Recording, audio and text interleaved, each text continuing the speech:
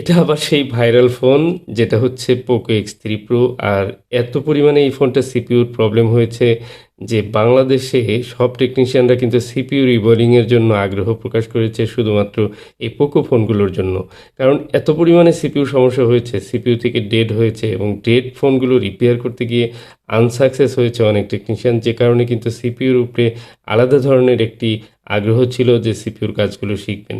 তো এই মডেলটাই হচ্ছে সেই মডেল। এটি হচ্ছে Poco X3 Pro। এটি ডাবল ডেকারের সিপিইউ। মানে RAM CPU একসঙ্গে থাকে, RAM-টি রিমুভ করতে হয়, এরপর সিপিইউ রিমুভ করতে হয়। আর রিমুভ করার সময় অনেক সময় সিপিইউগুলো ফুলে যায়, ফেটে যায়, বিভিন্ন ধরনের ড্যামেজ হয়ে যায়। তো এই ড্যামেজ হয়ে যাওয়ার কারণে কিন্তু এই ফোনগুলো আর তখন ঠিক হয় না। তো এই সমস্যাগুলো কিন্তু আসলে 100% ঠিক হওয়ার মতো এই ফোনগুলো, যদি আপনি একজন এক্সপার্টের শরণাপন্ন হন।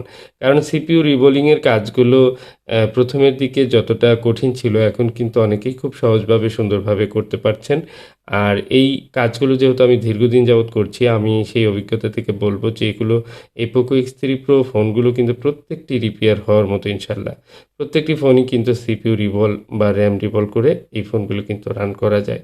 তো এই ডাবল ডেকার সিপিইউ গুলো মূলত রিবোলিং যে প্রবলেমগুলো সেগুলো হচ্ছে এই ফোনটিতে বেশি। এবং Samsung এর কিছু ফোন রয়েছে যেমন A51, A50, M31 এ ধরনের সিরিজের অনেকগুলো ফোন রয়েছে যেগুলোতে কিন্তু সিপিইউ ইস্যু হতো। সেই কাজগুলো অনেক কঠিন ছিল।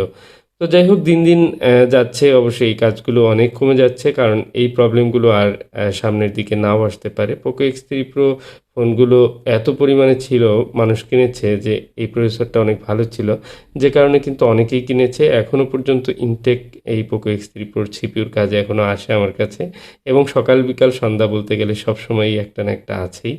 তো এই হচ্ছে অবস্থা। দেখুন, এই ফোনটি সিপিইউ রিভল করলাম এবং ফোনটি অন হয়ে যাবে এখনই।